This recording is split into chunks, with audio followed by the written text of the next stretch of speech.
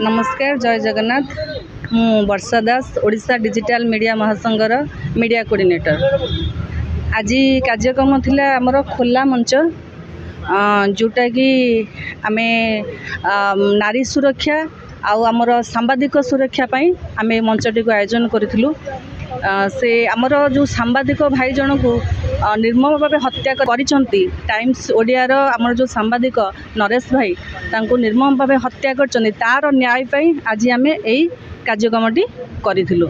तो आज खोला मंच रे आमे बहु वरिष्ठ सांबादिक बहु आईनजीवी लोकों को आमे निमंत्रण करिथिलु।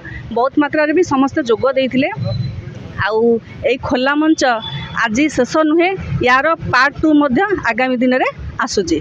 आमे एहाकू लढ़ीचु लढ़ीबू आम सम्मान पाई आउरी लढ़ाई मध्य करिबू आगु को जीवू।